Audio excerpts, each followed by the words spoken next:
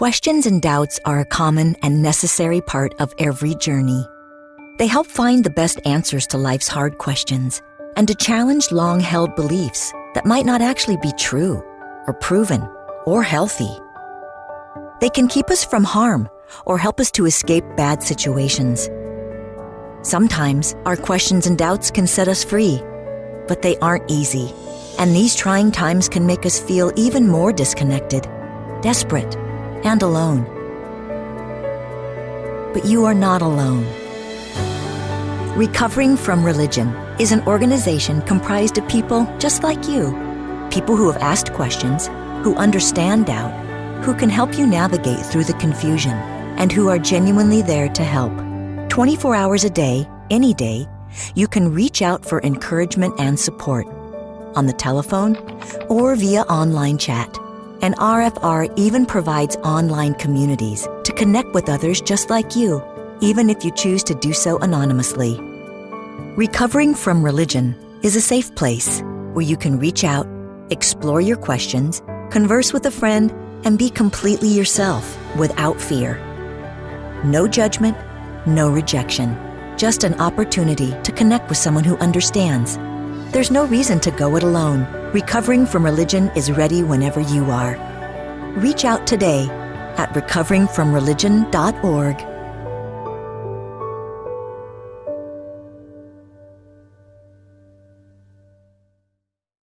Well, tonight, everyone, I'm Todd, the Helpline Director, and this is my good friend Eric. He is our support group director. And tonight, we're going to bring in another host, Amaia Perez. She is our online program director, and she's going to be co-hosting with Eric tonight. She is originally from Spain, and she now lives in the UK. And so I want everyone to welcome Amaia. Hello, everyone. It's very nice to be here. Thank you for welcoming me, Todd. As I said last week, my English is not my first language. So if I struggle to find the words, I apologize. Please bear with me. I have been doing a bit of behind the scenes kind of work for RfR, but obviously, as you know, this is the first time I've been hosting. So thank you very much to Eric for trusting me that I'll do a decent job at least.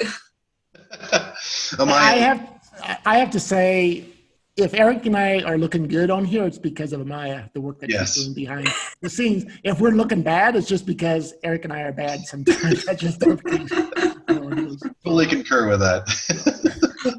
Well, welcome to the team, Amaia. Welcome to the host position here. I'm really excited to do this with you. And before we kind of go on about what RfRx is and what RfR is, I want to mention that we've got a poll like we always do. Keep in mind this is anonymous, and so feel free to answer as you see fit. We won't be able to tell who answers what, but this is going to be helpful to not only kind of direct the conversation as we go along, but also to kind of understand some of the impacts of how mental health has affected the audience here.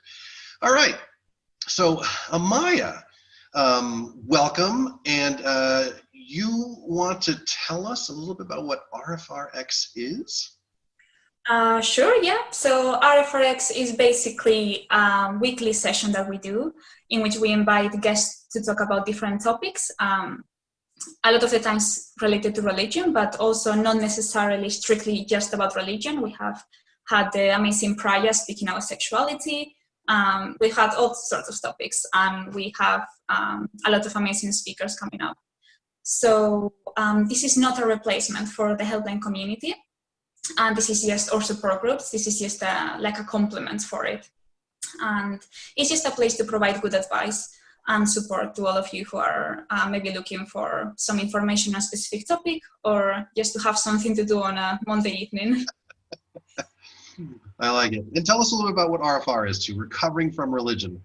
I use RfR as shorthand quite a bit, but it's Recovering from Religion. So the RfR mission statement is to offer hope, healing, and support to those who are struggling with issues of doubt and non-belief.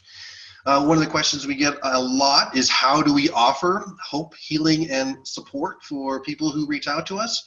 Well, really, the hope side of it comes from sharing and listening to personal stories. if we can understand one another, if we can say, look, this guy, I can see how clearly this person got through the situation. I'm going through a similar situation. That'll give me some hope. Just kind of hearing what they've gone through. We're all in this together, and we're all out here to kind of meet you where you're at. We do that through the blog. RFR has got a blog, and we also do that through the podcast. Yeah, and the healing part of it comes from our helpline, which is either via our online chat or our phone calls. And there are lovely agents who will speak to you with no judgment or criticism, with a lot of empathy. And they will just guide you through whatever issue you're struggling with. This is a free service. It's available 24/7. It's confidential and it's safe. So it's a great resource to use for anyone who is struggling with religion right now. Okay, so we have also collected a very large number of resources apart from the helpline community. And I will link the resources page in the chat down below so you can all access it. And if you're watching this through our YouTube channel, don't worry, because we will link all the links down below in the description box. So you shouldn't have any issues dealing with that.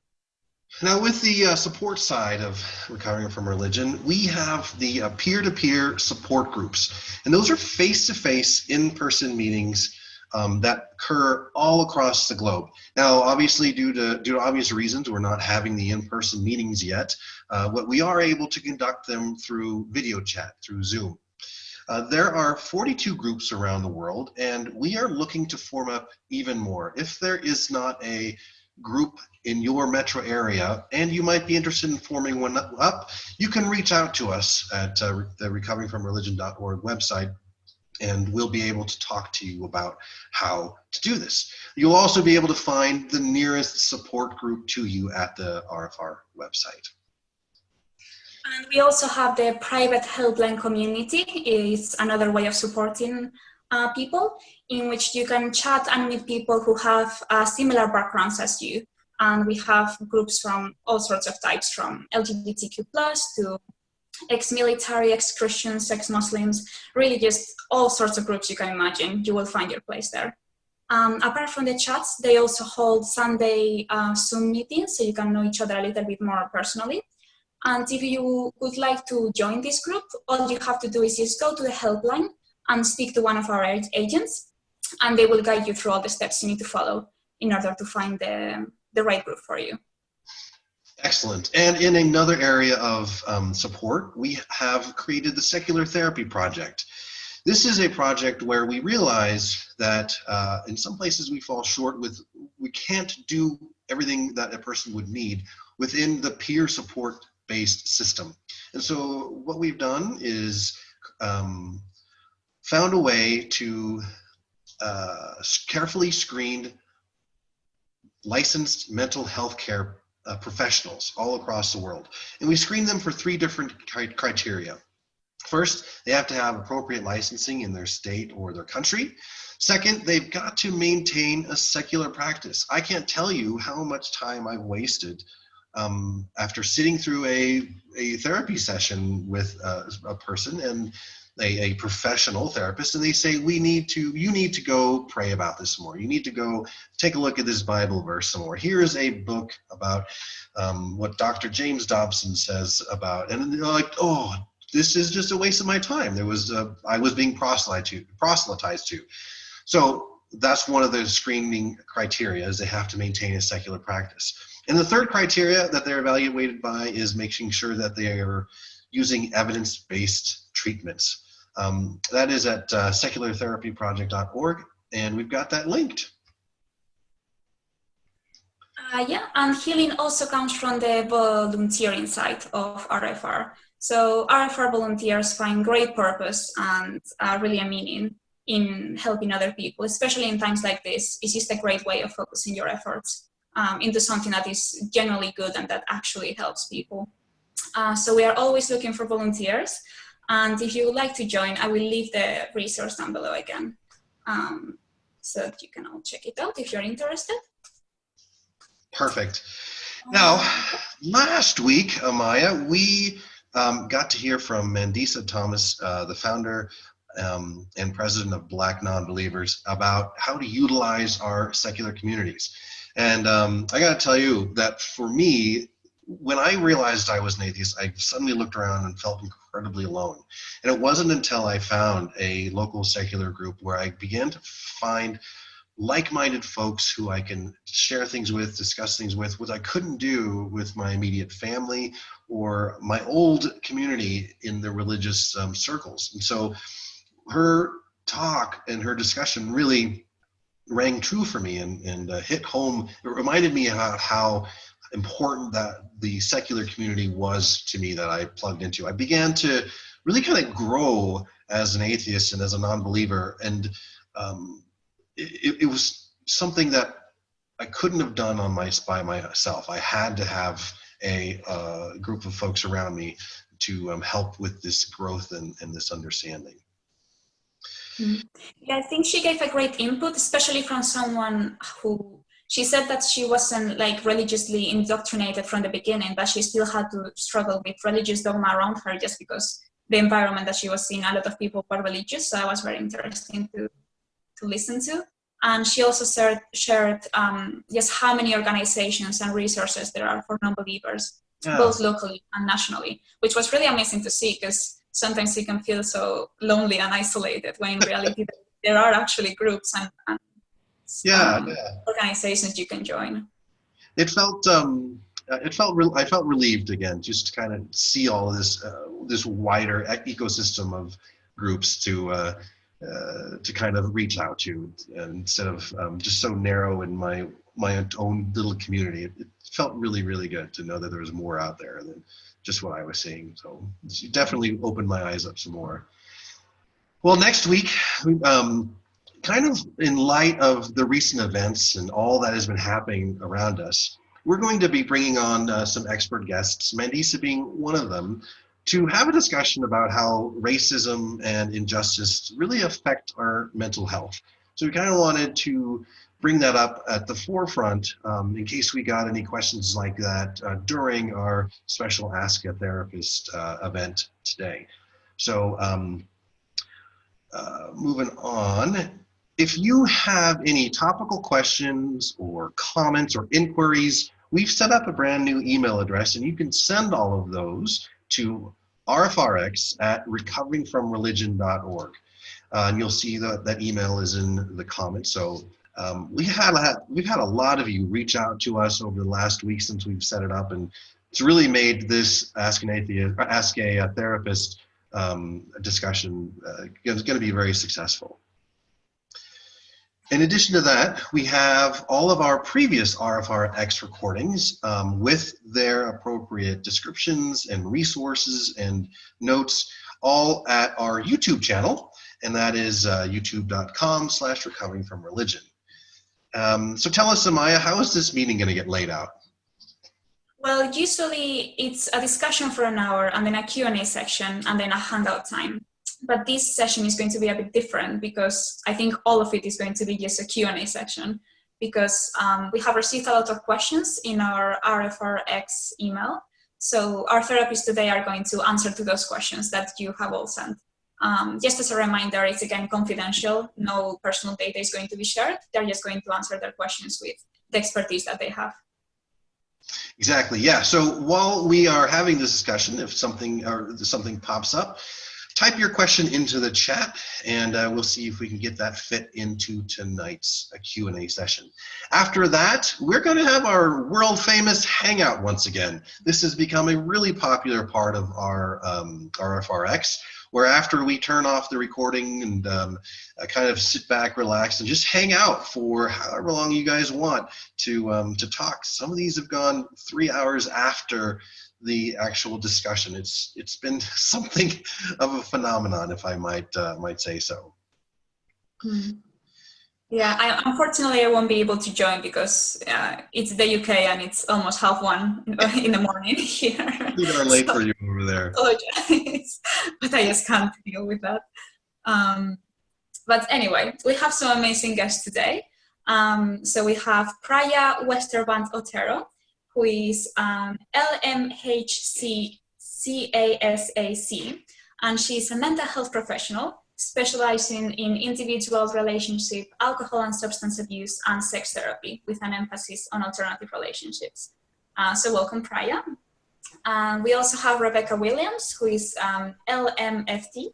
She is a marriage and family therapist specializing in preserving marriages and in family relationships with people with religion. And finally, we have Kayce Hodos. I hope that's how you pronounce it. LMHC, and she's a mental health professional specializing in the adjustment to motherhood, including postpartum depression, anxiety, as well as loss and grief. So welcome, everyone. Thank you. Thank you. It's really good to see you all again. We've had you on individually, giving some very topic-specific, having some very topic-specific discussions. But it's really nice to kind of bring you all together here to combine your knowledge of the various fields and get some questions answered for some folks. But I think this was actually your guys' idea to have this, wasn't it? Was Okay. guilty. This was a great idea. Great idea. Well, why don't we go ahead and get started right off the bat. We've got some questions via email that was kind of like the very basic about therapy. And the question is kind of like, is therapy just for crazy people? So I'll be answering that one right there. Hello, my name is Praia. My pronouns are she, her, hers. So I get this question a lot, especially with people that are brand new to therapy. They don't really have much experience with it. They're not entirely sure who would benefit from it or why or how or any of this stuff. So I like to give in my initial sessions a brief kind of explanation of what therapy is, and then we discuss. So when it comes to therapy, it is absolutely not just for crazy people. That is a big fat no. I like to tell everyone that absolutely every person would benefit from therapy. I, as a therapist, have been in therapy. So I tell regularly every single person can benefit from therapy at one point or another in their life. Some people would benefit from it as a long-term recommendation. Some people only require it for a short term because they're having some difficulty managing something going on in their life, and then they finish therapy and that's it. But for me, it's worldwide. Like everybody could benefit from it at some point or another. Mostly because a therapist is there to listen, to support, guide, and provide empathy. So I think everyone would benefit from that at some point or another. This often leads to, what does a therapy session look like? I've had this question before of, is it just like venting to somebody who sits in a chair and goes, for like an hour? No. Well, it's like yes and no. I do encourage my clients to vent, to get stuff off their chest, to just get it all out there. I also let them know that at some point I will ask permission to give them feedback. And I generally will let them know, like, once you're done, just I will ask you, are you ready for feedback now? And they generally say yes. I don't think I've ever had anybody say no, which is nice. But they'll generally be like, yeah, go ahead. And we'll kind of pick through everything that was said, and we'll kind of go through it. All right, what about this piece? And what about here? And you mentioned something interesting here. And then we'll kind of process it together. So it is a little bit of a venting session, but I do make it known that it's not just an hour of you and then you get up and leave. Like we will be working together to kind of go through what it was that you said in the session. So Generally, you're not necessarily just giving advice or anything like that. Oh, no. Oh, I love that one. I get that a lot. We do not give advice. Do not go to a therapist for advice. We will not do any of that. Normally, I could pay my best friend down the road half of what I would pay a therapist, and I get advice from them. But this is based off of nothing, you know. But you're from what I understand, especially therapists in the Secular Therapy Project, it's evidence-based, and there's specific techniques to be worked through as well. Oh, yes. So like I said, in the sessions, like let's say you come in, you would tell me, oh, I'm struggling with X event in my life. if you tell me what would you do in this situation, I'm gonna, oh, no, that's not what we're doing here. And I would kind of explain that we would together analyze the situation, kind of pick it apart a little bit, and maybe figure out what would be the best road for you to take without me particularly being the one like, oh, you should probably do that. That's not what I do. We would together decide, okay, well, what's the pros and cons of road A, B, or C? Which one do you feel most comfortable going down? What are the consequences you may face as a result of it? Are you cool with that? And then we can kind of figure out what's the next step if you do decide to go down that road or not. But I am not there to tell you, oh yeah, that one's the best option for you. Mm-mm. It's great that we're talking about this, because I think that there is this stigma that if you go to therapy it's because there is something wrong with you, and you must be crazy, or you must have like a very in-depth issue that needs a professional to solve it in a way, when in reality it's something that I think we should all try at least once, and that anyone can benefit from. Oh yeah, absolutely. Because for some people, the therapist is the first and sometimes even the only person they have in their life that's going to sit down, listen to them with no judgment, no advice, no, me putting my own beliefs on them. Like, for many people, this is the only opportunity they're going to have for that. So it's a very valuable tool. And you don't have to go to therapy because you have a ginormous problem that you cannot get a handle on. I've had many people that they come to me because they're struggling with certain feelings or certain thoughts or changes in their life that they're a little bit confused about, and they just kind of want to maybe bounce some ideas off of somebody that isn't a loved one, because oftentimes the only people they have around them is a loved one, and maybe they don't want to have this discussion with them. So they do like the idea of having someone that's completely separate to kind of see from another point of view.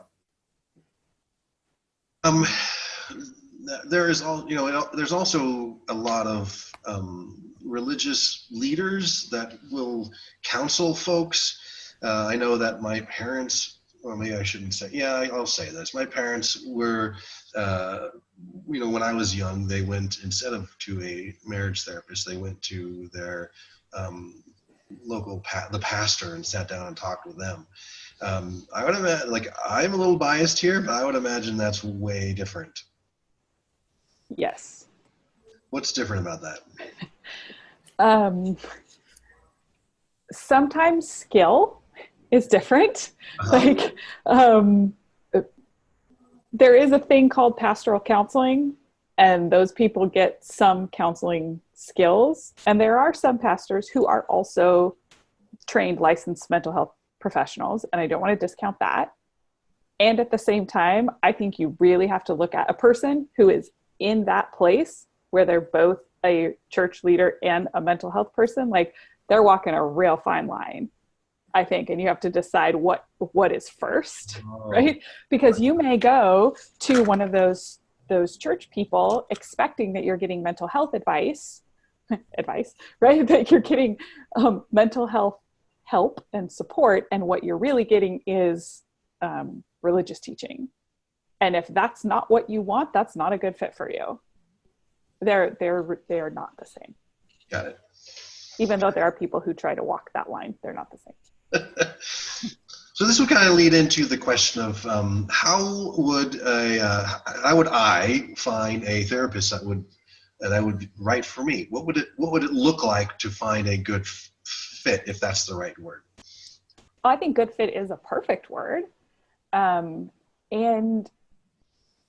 first off, before I say how to do it, I think that it really is important that you find someone that you feel you can connect with, that you feel understands you have hope that they are competent to help with the kind of problems that you're facing, that you have some hope and trust in that person. And there's research into the effectiveness of various kinds of therapy, and even comparing different therapy approaches to each other. And every research study that I've looked at in those comparison realms say that the connection, the relationship between the therapist and the client is the most important, even above the technique or approach. Oh, okay. Like Yeah, that's what makes therapy work first and foremost. And you can have a super skilled therapist, but if you don't feel connected to them, the therapy is not going to work for you because you won't feel like you can open up. You don't feel like they get you, that you can trust them, that they really are that open, empathic, non-judgmental person that Praia was talking about. So like, yes, fit is totally important. And so as you're looking for the right therapist for you, I think that's something that really matters. It took me a long time before I actually even heard the concept, oh, you can shop around, or you can actually, you don't have to stick with the same therapist. Because I was just, when I was young, I was just kind of like, well, this is who my parents went to. This is who my parents said I should go to. And so I guess I don't know anybody else, but it took me a while to understand that this isn't working. I need to find somebody else for me.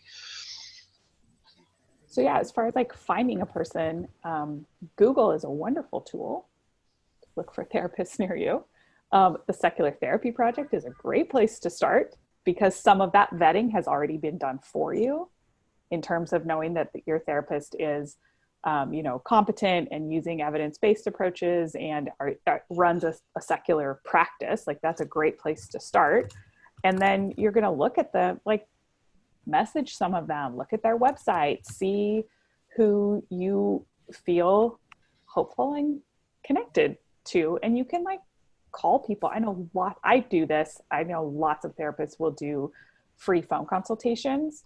So get on the phone with a person for 10 or 15 minutes and just pay attention to like, what does it feel like when I talk to this person? Do I feel shut down? Do I feel like, oh, I could keep talking. I said more than I meant to. Oh, that's a great sign that this is a person that will be easy for you to talk to. I never considered that, just interviewing them sort of, and evaluating how I felt afterwards. Yeah. Let me think what else would be under finding a therapist that's a right fit.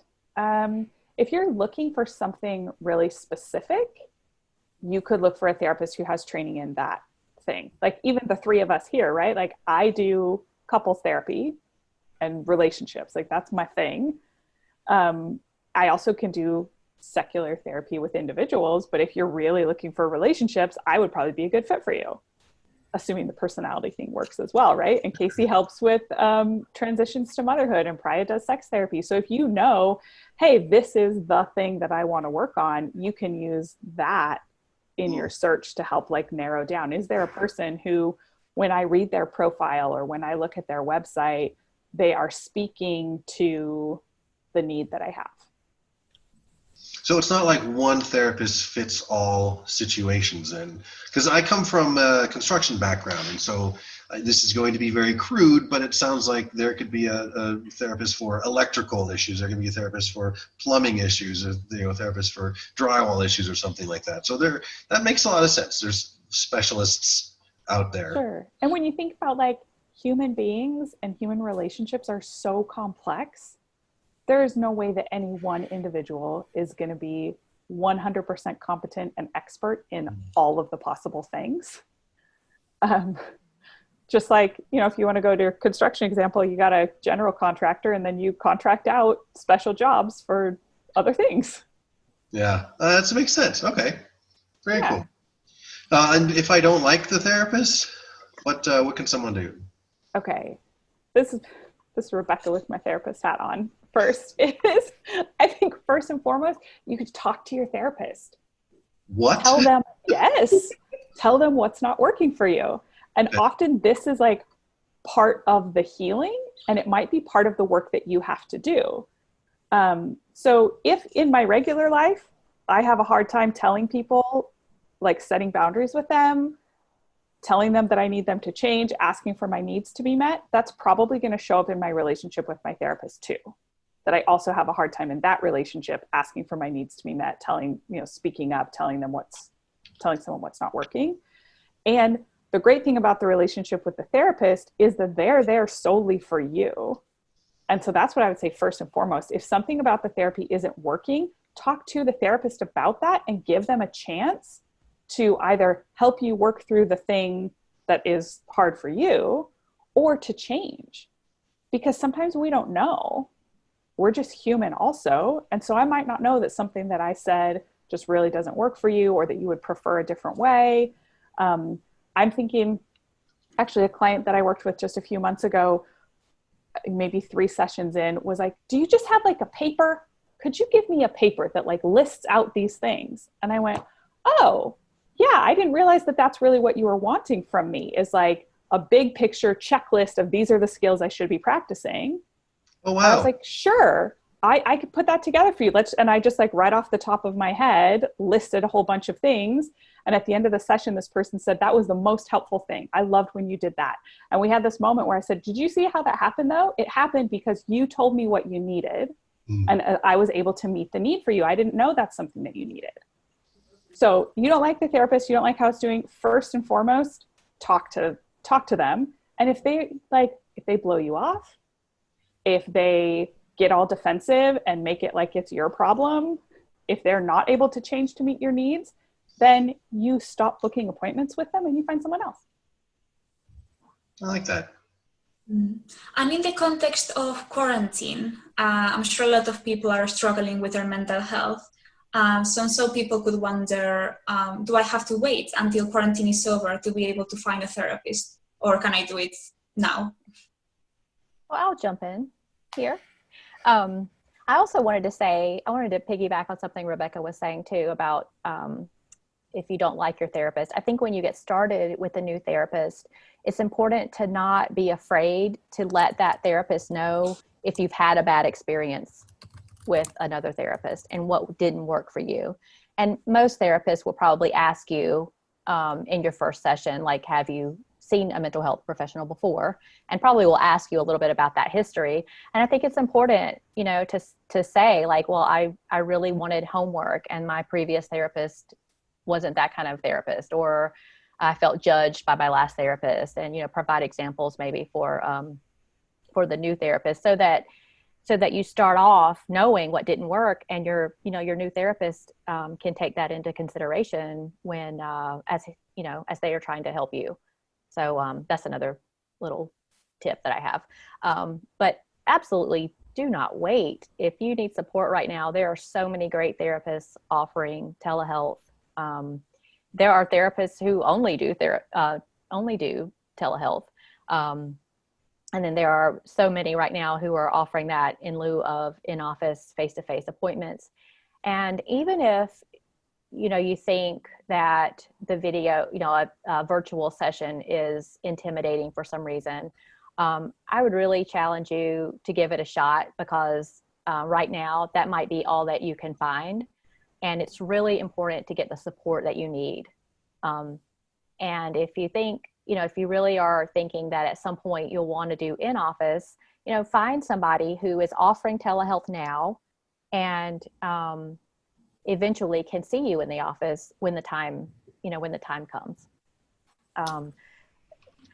Telehealth is accessible right now. I mean, everybody's doing it with Zoom or even like actual telehealth platforms. It's confidential. It can be done very securely. So that's not a worry. But definitely, talk to your potential therapist about those concerns, and they can walk you through, how to make sure your Wi-Fi is going to work and all those things. So never shy away from asking a therapist any of these questions. We're here. We want you to ask us questions, and we want to be able to support you and meet you where you are. So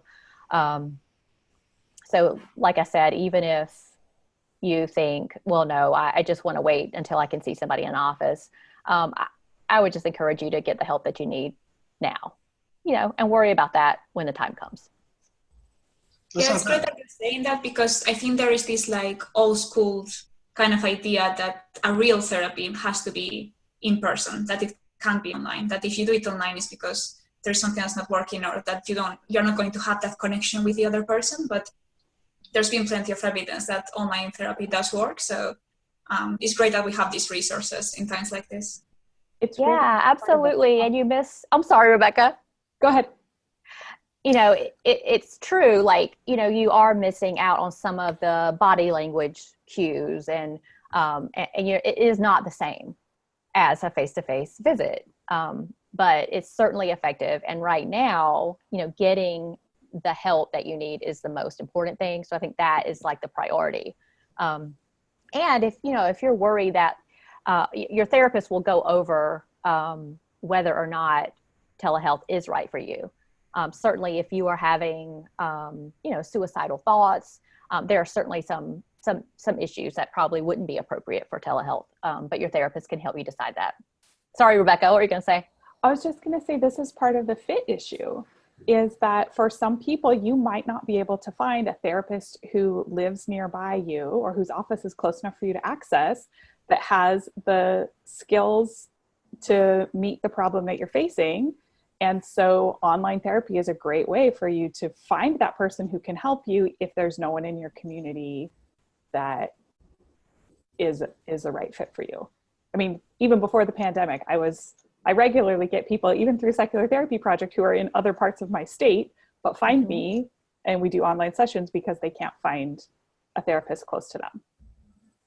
Yeah, that's a great point. You can search for telehealth as you, when you use STP or any of the other therapist directories.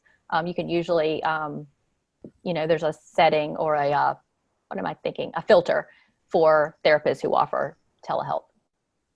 That's something that can just also be asked too in the initial interview type of, when you're searching for it. Is that right? Yes, absolutely. Are you, are you technologically savvy? Can you do this over the interwebs? Type of thing. I think that my old view of a therapist is me laying on a couch, some old stodgy guy with a notebook and a pen and a pipe, doing his Sigmund Freud crap on me. And that's just, we have gone so far from that point, I'm assuming. Those therapists do exist, Eric. And they definitely can't do telehealth, those therapists, right? Right. Well, I guess like you'd have to set up your couch a certain way and have your, video just right. I don't know how that works. But if that is your thing and that's what you're looking for, I'm sure you can find it. Now here in the US, we don't have any sort of socialized medicine. And so a lot of us have to go to private insurance companies or have health insurance provided to us through our work. I've got a lot to say about that, but that's a whole different discussion. But if I don't have insurance, if I don't have health insurance and I don't have any money, what would be some good ways to find a therapist?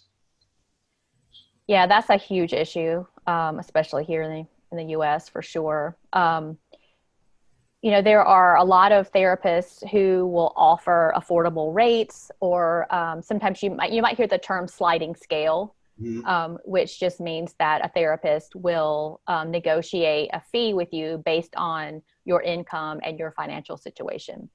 So that is another important thing, to ask when you are talking to a therapist. Sometimes on a therapist website, you might have fees listed.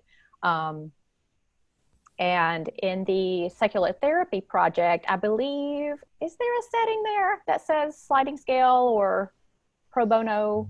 I can't remember, or insurance only. I can't remember what the settings are for filtering through for affordability, but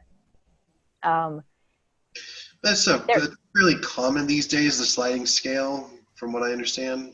Yes. Yeah. And it really ranges. I mean, therapists do all kinds of things to help, people access their services and afford things. I have 3 pro bono spots that I offer. And once those are full, then I have a list of therapists in my area that I refer out to that I know also do a sliding scale or affordable sessions. There's also a great resource called Open Path Collective. Okay. And we will have the link to that in the resources. They have a directory there, and they do ask for a one-time fee that just helps them sustain the service. But you pay it one time, and then you have access to a directory of therapists that offer low-cost sessions. So you can sign up there at OpenPath, openpath.org, I believe, but it's in the links. But that's another really great resource. And, sometimes if you're looking for a secular therapist and you are, looking at the STP directory, and then you go to like OpenPath and you look there, you can kind of cross-reference and see which therapists are listed in both places. And if you do have insurance, I mean, even with insurance, sometimes it's difficult to afford therapy. And that's a whole other ball of wax that we could get into, insurance plans and copays and such. But the important thing to know is that you do have options, and there are therapists out there, and don't be afraid to ask, what is your fee, and ask, like, do you offer a sliding scale? Do you offer any other affordable rates or options, or can you help me connect with a therapist that I can't afford? It's important to just, have an open dialogue. Therapists are ready for these kinds of questions, and they want you. A good therapist wants you to get services that you need, whether it's with them or not. And I know personally at different places that I've worked, once you're a client of theirs, if you're unable to afford the sessions, they will work with you. Like, generally it's seen as unethical for me to just drop a client because they can no longer pay. I would work with the client and negotiate something, be like, okay, let's just do pro bono for the next couple of weeks till you get back on your feet, till things get a little bit better, and then we'll negotiate again once things kind of get a little bit better for you. But I would not be in the habit of just dropping someone because of a financial situation. That's not appropriate. Good point, Praia. Yeah. And sometimes, if you do have insurance with your employer and your employer decides to switch to a different carrier, you might, if your therapist is now suddenly out of network, you can run into all kinds of problems, and a good therapist will work with you to help you continue your care that you need. Oh, one more thing. Sorry. I forgot about this one. Sometimes in your community, if you are looking for like a specific service related to maybe a domestic violence problem or substance abuse, there are often community services that are local to you that can connect you with therapists who can help you, and with affordable services. So don't discount that too. I think it's maybe more scarce to find those kinds of services these days, but they do still exist. Community mental health services and things like that. And how can we know if therapy is working? So once we have started and maybe the feeling isn't there, or you have been in a few sessions but there is no progress, how can you tell when this therapist is not right for you, or when maybe you can speak to your therapist, or you just have to change it completely? Okay, so I can discuss that from like 2 points of view, as the therapist and as the client. So let me just start off with the therapist one, because that one's generally the more boring one, so we can just get that out the way first. So generally your therapist from the beginning during your initial sessions will figure out a treatment plan for you, and you'll discuss what is it that brought you to therapy, what would you like to work on, and then as the weeks go on, those are the goals you'll be working towards. The therapist on their own, sometimes they do it like collaboratively, like they would work with you and be like, okay, so initially you set out this goal. How do you think we're doing on this goal? And you'd kind of like together assess, oh, I'm doing pretty good. Oh, I haven't done anything towards this yet. Or kind of, you can do that together. So that's one way to determine how you're doing. The other way, and we'll say that purely as like from the client's point of view, is how you're feeling. So for example, if I began therapy because of anxiety issues, for example, if I'm noticing we're a month in and I'm noticing no real progress, that can be something I can start bringing up and being like, okay, I've been trying this, I've been doing this, but I don't see anything really changing. You can kind of address that with your therapist, and hopefully you can come up with a plan on what's working and what's not working.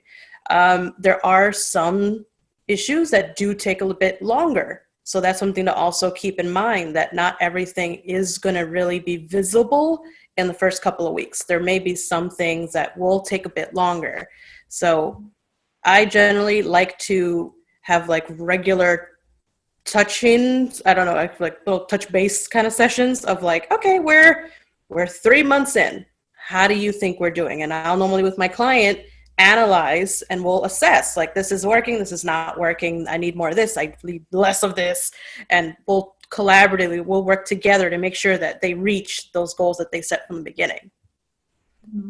Yeah, because I feel like if once you have started therapy with someone, it must be really hard to let go of that person, because even if you think that the therapy is not working, you have already explained probably a lot of your life to this person. You have invested money in them, time, effort, all sorts of things. So I can only imagine it must be really difficult to take the decision of just saying, I'm done, I'm going to move on to someone new, this is not working. So yeah, thank you very much, Praia.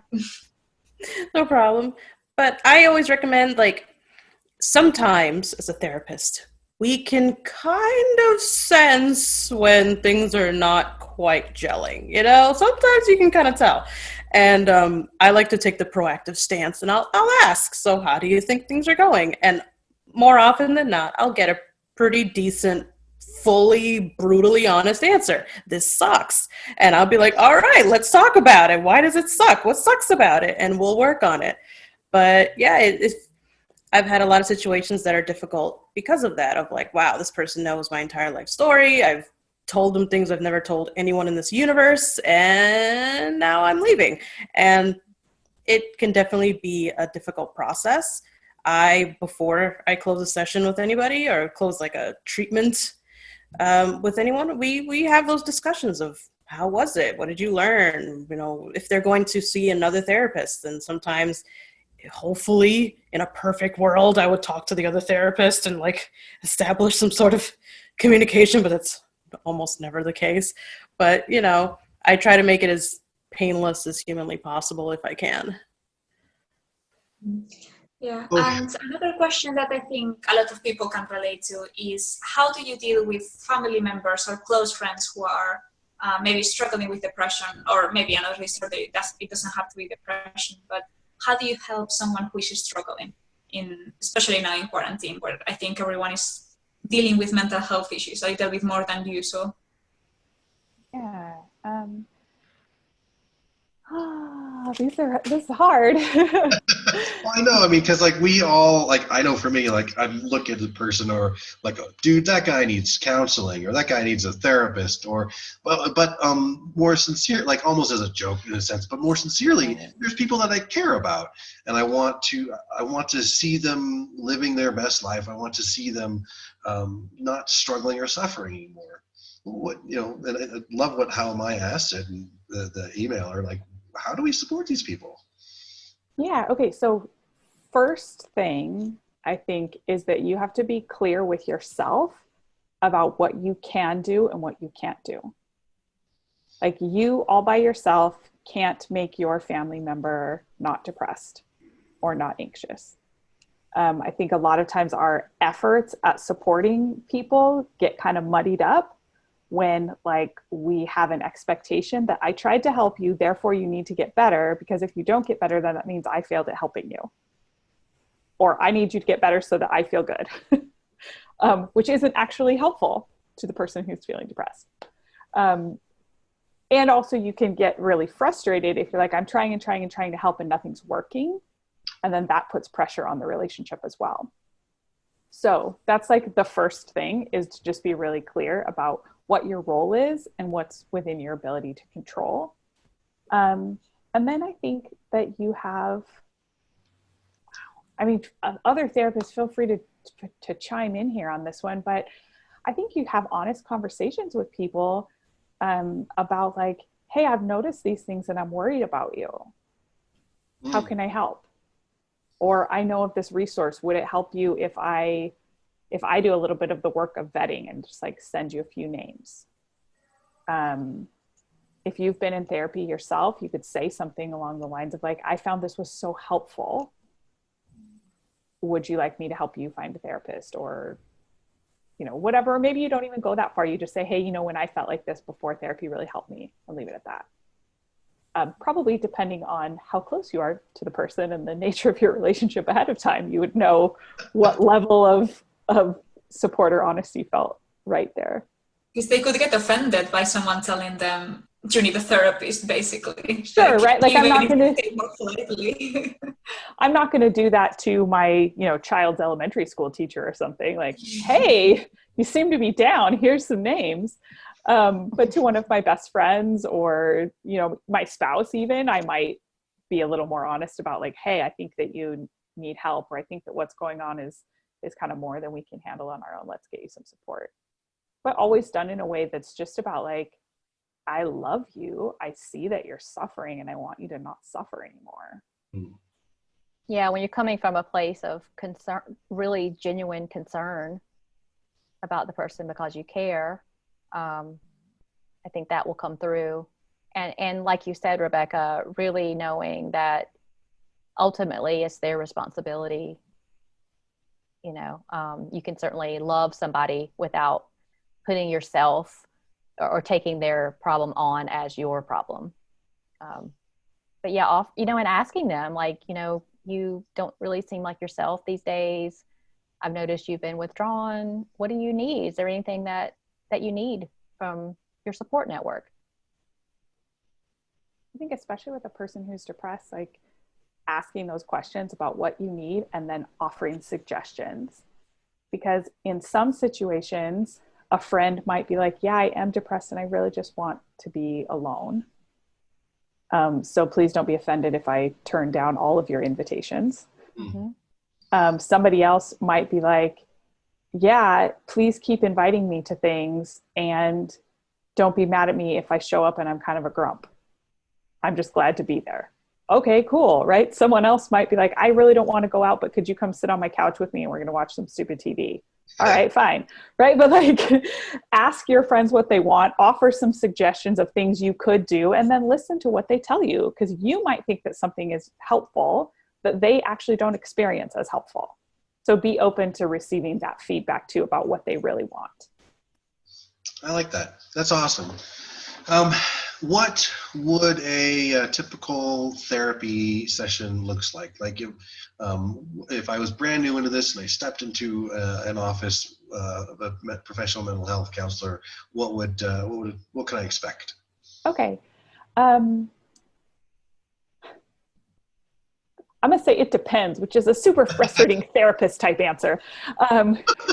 It's true though. Trying to nail me down, and I'm not going to be specific. No, I say that it depends in large part because of who the therapist is and what kind of help you're looking for, right?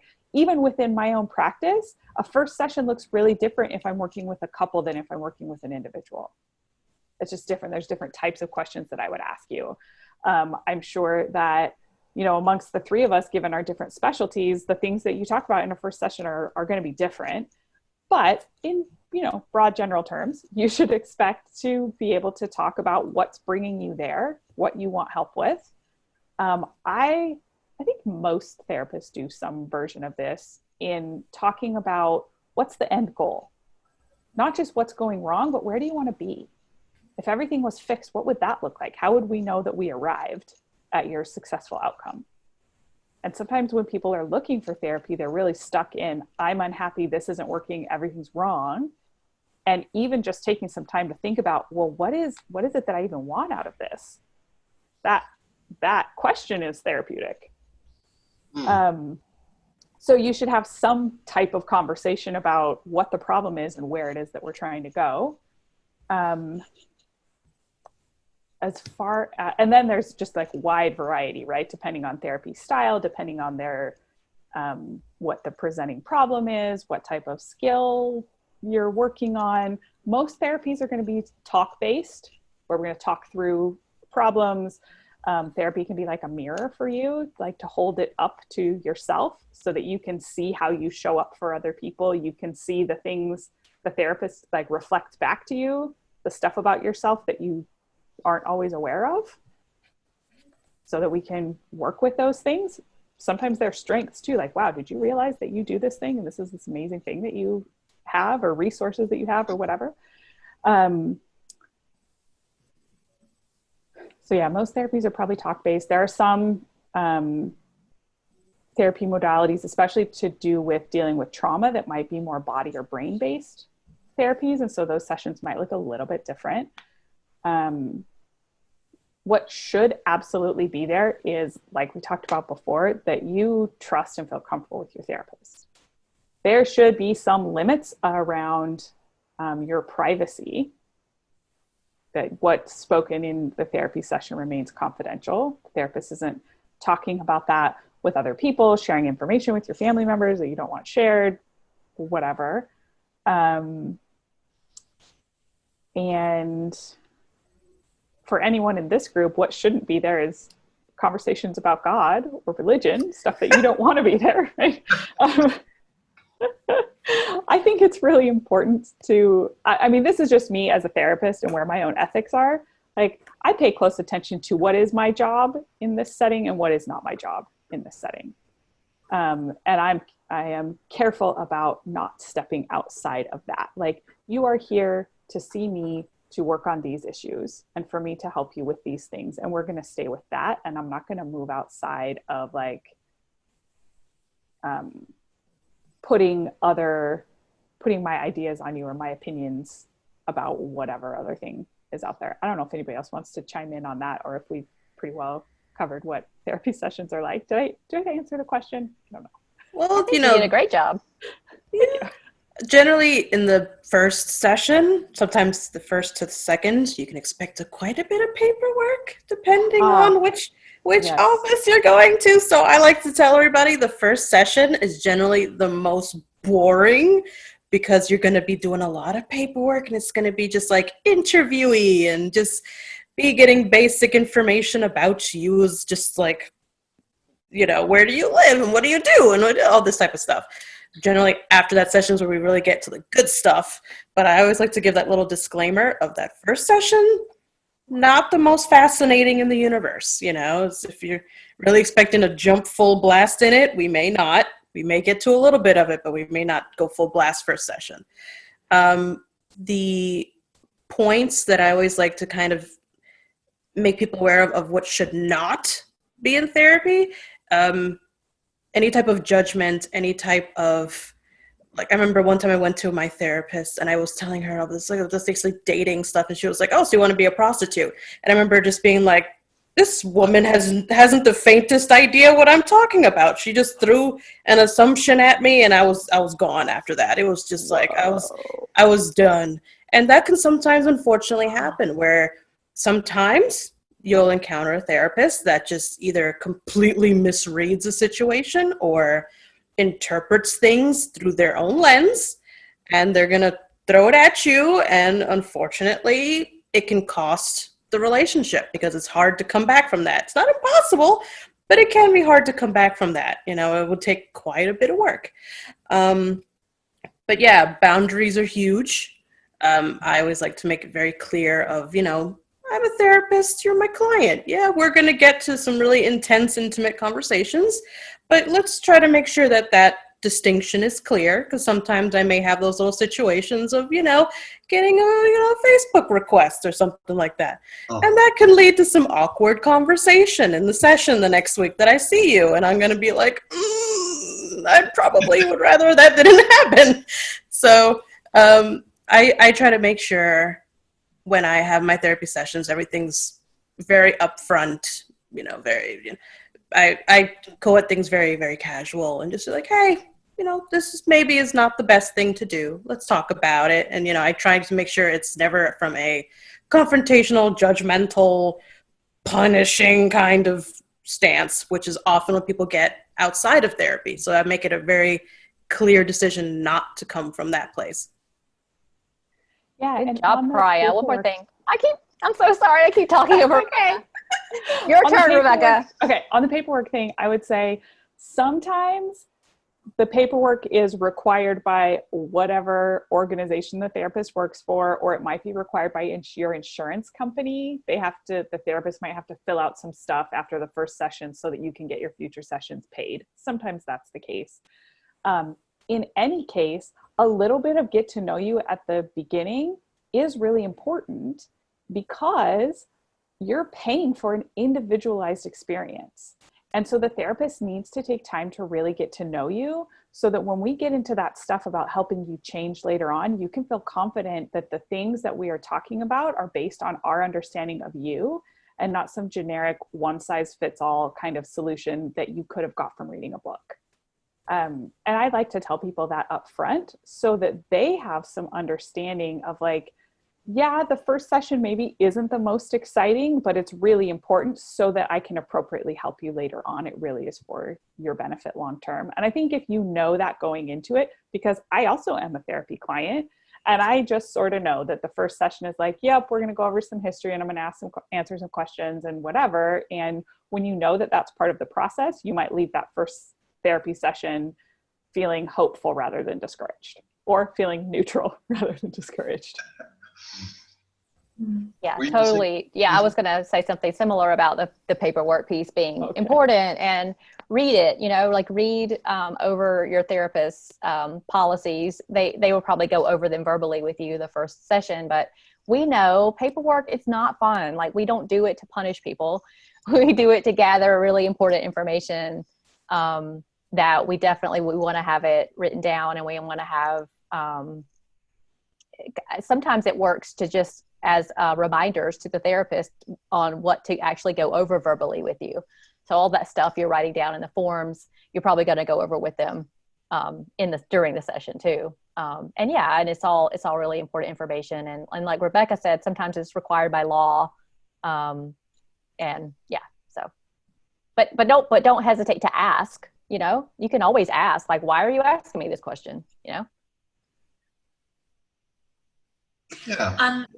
Sorry, Eric. Go ahead. This is great. This is, I think these are exactly what the emailers have been wanting to know.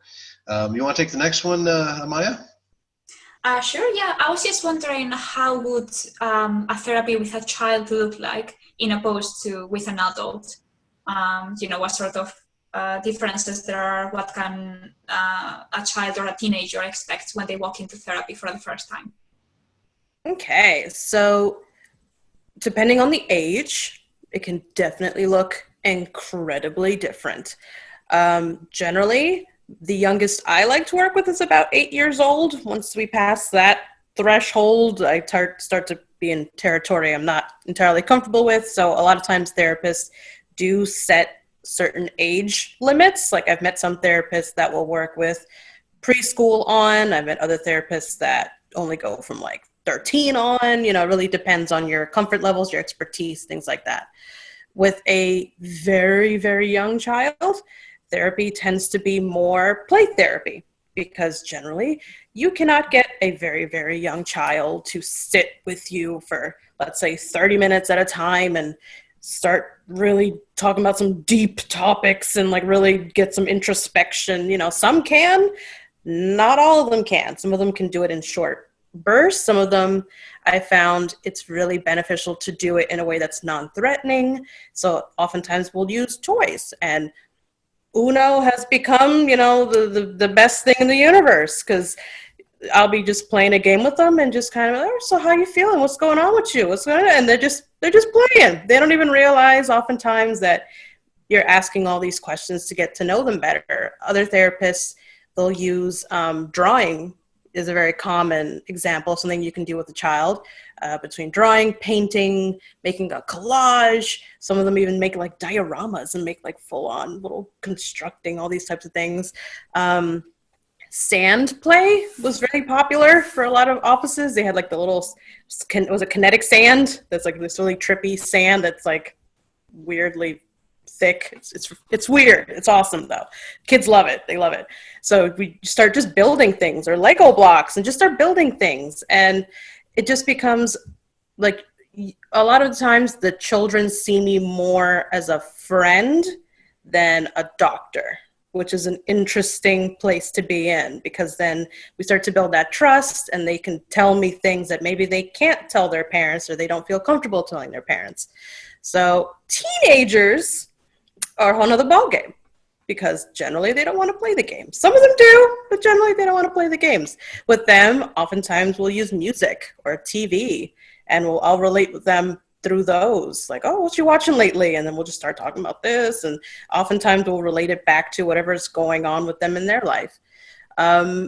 Sometimes we do encounter the barrier of, they don't exactly really want to talk to me, and I have to find that way to kind of become that invitation to conversation. But it can be a challenge because more often than not, they are brought by a parent.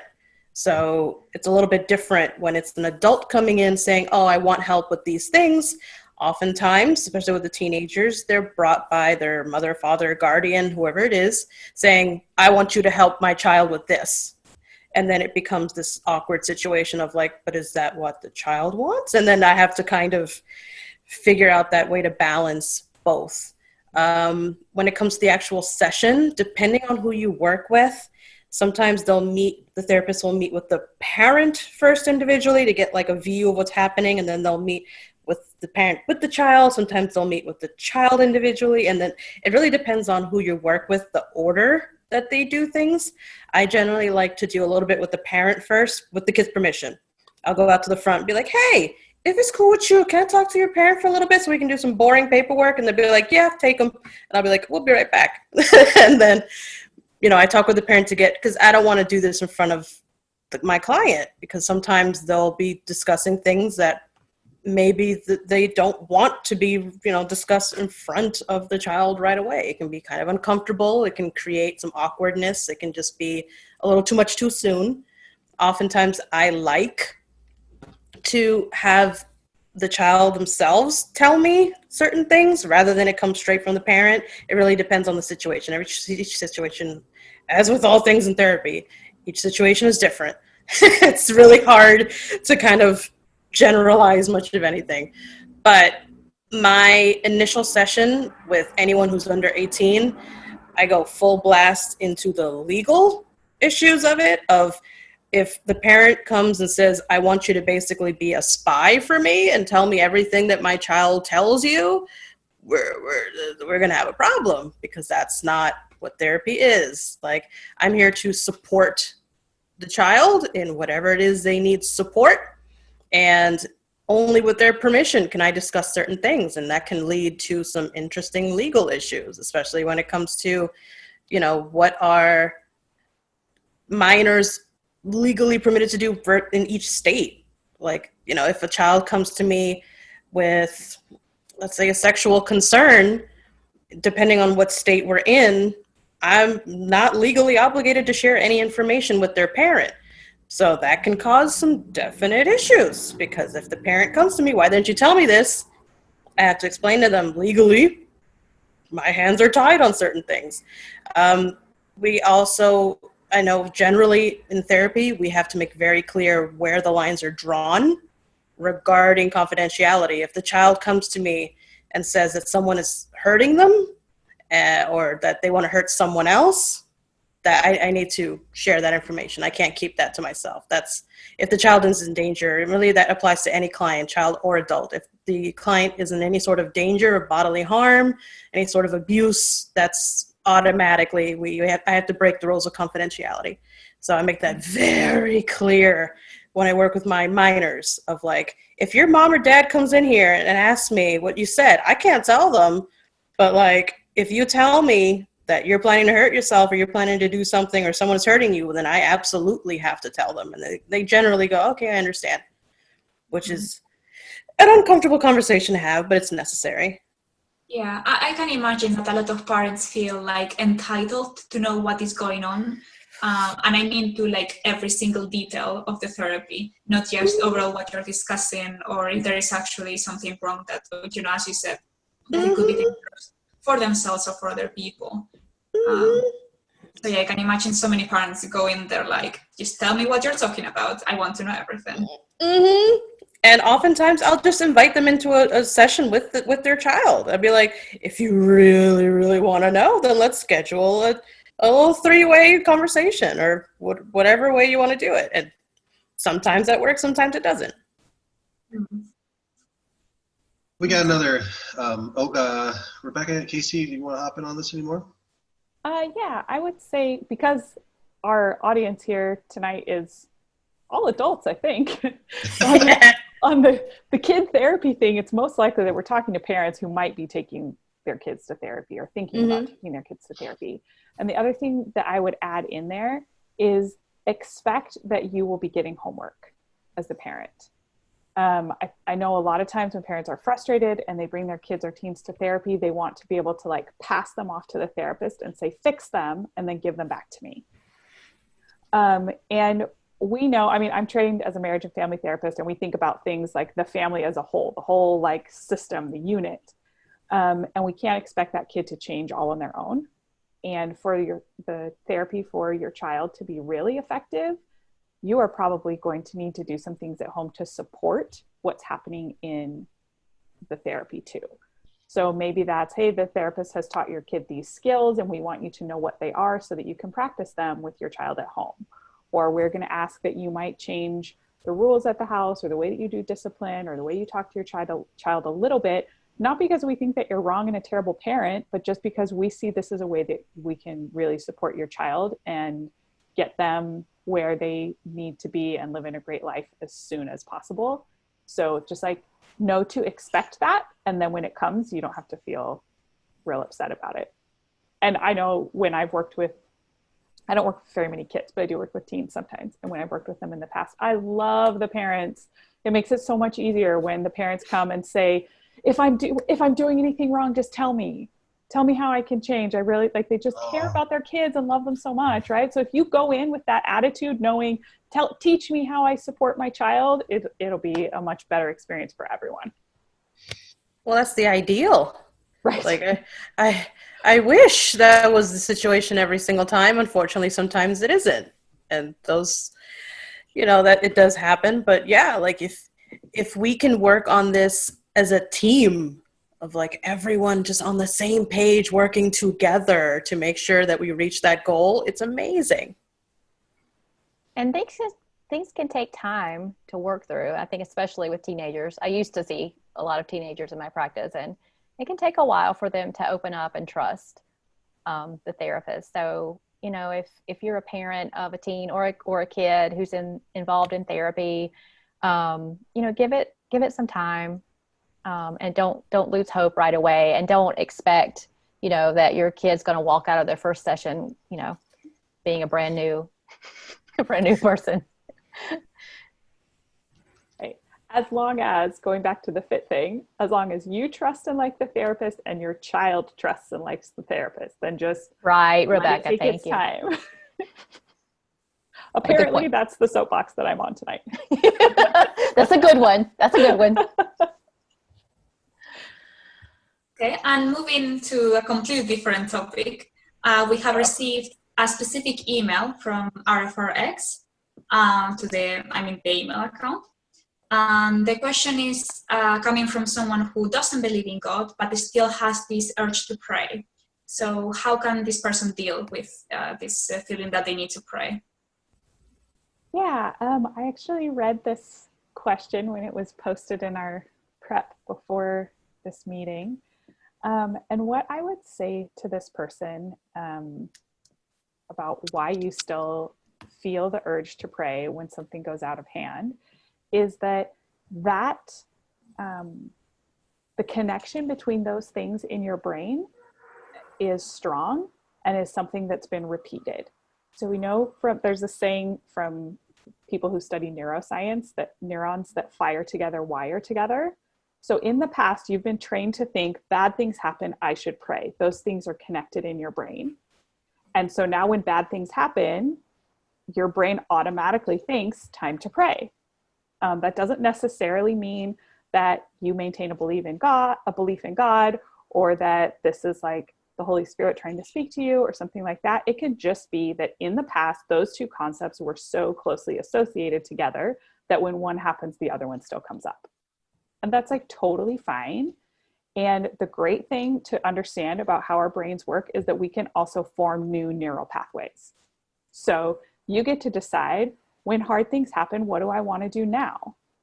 What's the go-to? Likely, and we can look at that in terms of like, what did prayer bring to you in the past? bad things happened and I prayed. What did that do for me?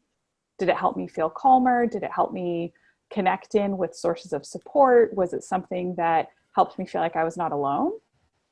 And you can find new ways to feel like you're not alone, to feel calm and grounded, that like new behaviors that serve the same purpose. And the more that you practice those new things, you're forging this new neural pathway so that further down in the future, that one is just as used as the old one. And then maybe even further down in the future, you hardly ever think about praying when things go wrong because that's such an old thing and that association is really weak now. And I also think when things are really, really, really bad, if you feel the urge to pray and you like do it and it makes you feel better, all right. I think there's something that's like very practical about that. It's not gonna kill you, is it? Exactly. It's not going to kill you. If you don't believe that any of that is real anyway, and you go through some sort of ritual that calms you, all right. No shame. Could it be substituted by things like meditation or like breathing exercises or something like that? Absolutely. Absolutely. Those were actually the types of things I was thinking of when I said you might find new activities that help you feel that calming, grounded, connected feeling. Yeah. Okay. That's great.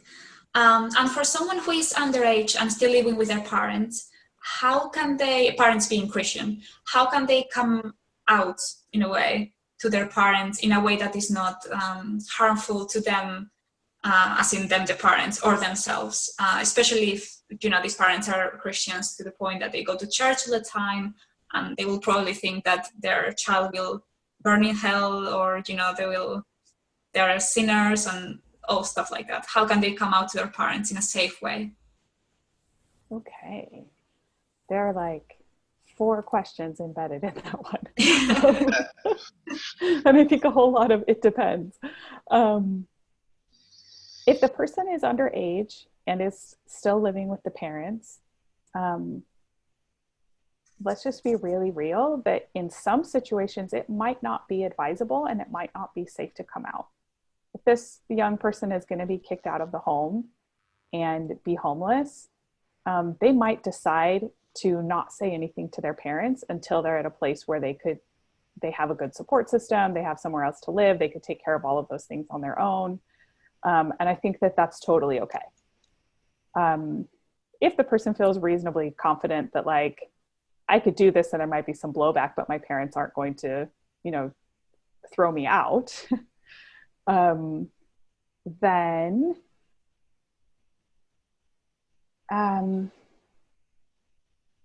there's a whole bunch of different ways that it could go, but I think that general principle would be to focus on the relationship.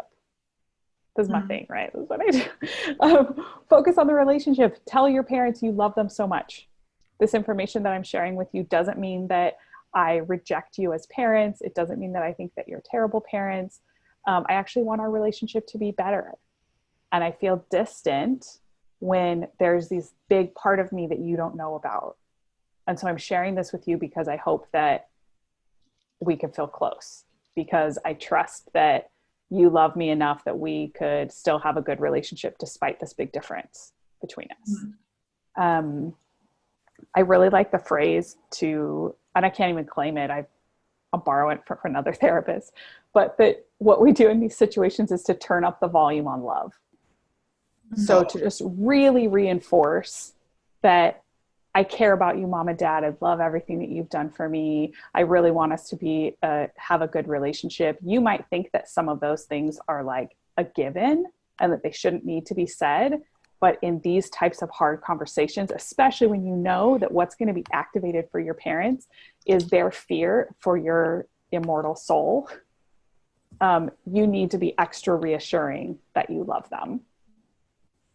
I might give different type of advice to a person who's older, but a person who's like a minor and still living in the home, I think it's a little bit too much to ask a teenager to have a ton of empathy for the parents and to help them through their own difficult time and whatever. Like if you are this person and you're listening to us, maybe you could send your parents to some of the resources on recovering from religion. I know that there are groups out there to help and support these parents, and I don't think that it should be on the kid to have to be the person who provides that support. But any of us in this group could help connect the parents with some supports to know how to still love their teen and to work through all of the grief and the difficulty that they're going through on their own with this new information. Yeah, it would be too much responsibility, I guess, to put in someone who is, you know, living with their parents and a minor, and especially your parents are always going to be a form of reference for you. So it wouldn't be fair for them to have to take care of the parents apart from their own selves, which is already hard enough.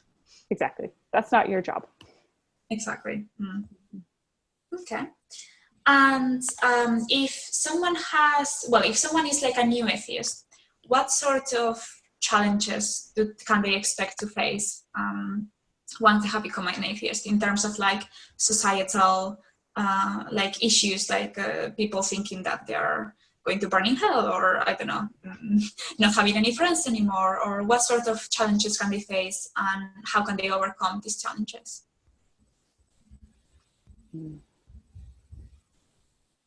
I could answer this one, but I feel like I've been talking a lot. Do either Kayce want to jump in?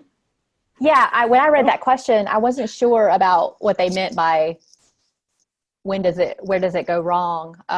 So I was thinking it must mean like in that experience of coming out as a non-believer, when do things get particularly difficult?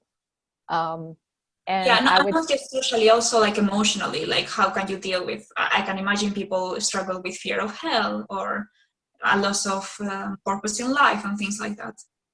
Yeah, I think that it really depends on your support system. And I think a group like RFR can be so helpful during that time. And if your main support system in your life are, mainly religious people, that can be really difficult. So it's important to find some support from people who get it and who are going through a similar thing. Seeking out a therapist through the Secular Therapy Network is an option. I had a note about a book. Let me look at, I'm sorry, I'm looking at my notes. I think books like Sam Harris has a lot of great ones. His book, The Moral Landscape, was really helpful for me when I was going through my, coming out as an atheist, because he explains how science, I was a big science person. I was a big rational thought person. Like I just, that was my thing with religion. It never made sense to me. And the thing that was holding me to it was the moral question. Like, well, how can I be a moral person if I'm not, a believer in God? And when I read his book, he talks about how science can help us determine our values. And it was like a huge light bulb for me that values don't have to have anything to do with religion. And so look for books by authors like that who get it and who can validate this experience for you. But really, I think support is so important. That's kind of all I had for that one. Rebecca? I would say also, like, yes, you get your own support because it's going to be hard with the existing relationship. So make sure that you've got a good secular or atheist or humanist or whatever community that you can rely on. And then I think, like, be patient with your family and friends. You got to know that there are stereotypes, really negative ones, about atheists. And you come out and use that word and tell people that you're an atheist. And they might initially have all of these negative things come to mind about who you are. And so you may need to have a little bit of patience in, like, re-educating people or letting them get used to the fact that you're still just you. You just don't go to church anymore. I know I experienced this with, actually getting ahead of myself. Because the thing is, even the fact that we're talking about a coming out means that you likely have gone through this process on your own, and it's been a long process. Most people are like months or years into some kind of doubt or deconversion process by the time that you are thinking about talking to your friends and family about your change in belief. And it's really unfair for us to expect these people who have known us a particular way and in particular contexts to immediately be okay with that change, to accept and adjust to it like right now. It's just not reasonable. And so if we can be patient with them and allow them a little bit of time to adjust to the change, you might find that you still can have really great relationships and they still love and support you. I know one of my best friends from high school told me once that when I came out and was open about not believing in our church anymore, that she had like moved me mentally in from a category from like insider believer, one of us, into like outsider, one of them, because that's just kind of what she knew. And she said one time she was talking to me and she would like almost started to edit herself because she wouldn't say that to like a non-believer. And then she and like, bless her, right? She stopped. You love my religious language there, Eric. Like she said she stopped herself and went, wait a minute, this is just Becca. I don't have to change. Like, I don't have to do any of that stuff. This is just my friend who's been my friend since we were 14. Oh yeah. Okay. But she had to like go through that process a little bit, and we're still really, really good friends. And you might have to do a little bit of work to just like let your family see that you are still a good person. You're still the sibling and daughter and son and spouse that they've always known and loved. Yeah. And sometimes you might have to set limits with people, you know, if they are not these lovely people that Rebecca describes, if they're more like my family. That's also true. You know, if they're toxic to you and they refuse to even budge, and they are those like all in your face kind of religious people, you know, set limits on how much time you spend with those people. Yeah. And Rebecca's going to do a really good talk coming up. When is that? July, on setting boundaries. Yes. We're going to talk in depth about that. How do you set those boundaries? How do you respond when people say that they're praying to you or giving you religious gifts or whatever? Yeah. Yeah. So please, like you guys who emailed questions about family members and dealing with that, like definitely tune in for that talk. It's going to be awesome. No pressure, Rebecca. Yeah. Thanks. We've got several more questions, but we're going to wrap up with one more. This one came from the chat. This woman was born in the 50s, and so the 50s taught her place as a woman, and also the church taught her place as a woman. And then her mother was basically, she says that her mother was basically raped by her father anytime that he wanted to have sex. So she feels like she was hit with like a triple play where it's all these negative things coming together, and it's really affected her sexuality. How can she get that back? And someone actually asked a very similar question along the lines of, how would I begin to explore my sexuality of being very experienced? So there's a very inexperienced. So there was a gaining sexuality from being traumatized, and then regaining sexuality from being inexperienced. What are some of the suggestions you guys got? I believe they also, at least one of them, asked for book recommendations. Yes, books. Generally, when it comes to women's sexuality, one of the go-to books that everyone has recommended is Come As You Are, which is very highly recommended when it comes to just in general women's sexuality. There is another book that's also very recommended, but it's ginormous. So it's not everyone's cup of tea, which is, I have it over there, Our Bodies, Ourselves. The thing is like this thick. So normally we start with Come As You Are, and then if you want to go like super mega in depth with it, you can probably get the next book, and then, you know, like it really goes very much in depth with that one. When it comes to a website that I sometimes recommend to people. Betty Dodson has a website. It's not for everyone. It does have a lot of illustrations of female anatomy. If not everybody's cup of tea, if you're cool with that and you want to just explore just that aspect, because I've had a lot of people that part of their struggle is their body and kind of accepting their body.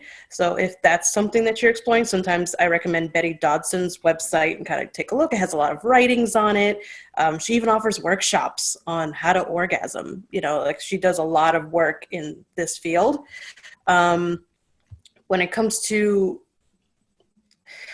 trauma, it can be really intense. You can work with some therapists that are trauma focused. Not every trauma focused therapist is experienced with sexual trauma, so it can be a little tricky. Sometimes I like to recommend just going straight to finding a sex therapist, because some sex therapists will specialize in that particular area. So if that person is looking to really, really just kind of jump straight into discussing sexuality and maybe either embracing sexuality, or I don't know, I've had all sorts of issues when it comes to, for example, people that don't really know how to masturbate, or they don't know how to be in their body during the moment, or they want to learn how to experience pleasure more fully. So all these things can be addressed in sex therapy. Generally, I like to just give people the website of ASECT, which is where you would find directory of sex therapists. Generally, a sex therapist should be secular. I cannot imagine there being super religious sex therapists, but you never know. There might be somebody. I guess there should be some, but For a fact, there is at least one, because I saw it in a YouTube video that I came across, and it was terrifying. Okay. All right. Well, all right. But generally, we don't use any sort of religion or spirituality when it comes to this stuff. It's talk therapy. Sex therapy is not hands-on. So if a lot of people are worrying that this is something where like a literal person is going to come in and try to like do things to you physically, do not worry. It's not about that. It is just regular talk therapy. However, we sometimes do assign homework. And the homework is for you to do certain things if you feel comfortable doing them at home. Or just reading. Some clients, they prefer to just do a lot of bibliotherapy, and they read and we'll discuss during the session, all right, what did you learn and what did you experience from this? And what are you going to maybe try? Sometimes they'll get ideas for things and we'll discuss it. And it's, for a lot of people, very valuable, because I always like to come back to this, of the fact that it's non-judgmental. Basically, I hear and see and all sorts of things. And, it's just kind of like a regular day for me. So for a lot of people that sexuality is such a tricky topic, it's beneficial to have someone that literally doesn't even blink an eye when you tell them about these things. Like, okay, cool. All right, what do you want to talk about? So when it comes to female sexuality, I feel like we have so much to discuss in that. We may have to have like a full-on discussion about that, because generally I feel like it is male centered when people talk about sexuality, and the women tend to kind of get left behind, which is unfortunate, but maybe we'll do that soon. Yeah. Well, thank you so much. All of your input has been so amazing. We have covered so many topics, and we still have a couple of questions unanswered, but unfortunately we don't have more time today. I don't know about in the US. In the UK, it's 2:30 a.m. in the morning. So, yeah. But I really enjoyed this talk. It's been really, really good. So thank you all so much. It's been really amazing. And for our next RfRx session, we have again Mandisa Thomas and Candace Gorham. I'm confident I pronounced that wrong, sorry. And they're going to talk about how racism and injustice affects mental health, which is obviously very, very relevant for the protests that are being now, and how, well, at least, especially in the US, you have all of this conflict. Reach out today. at recoveringfromreligion.org.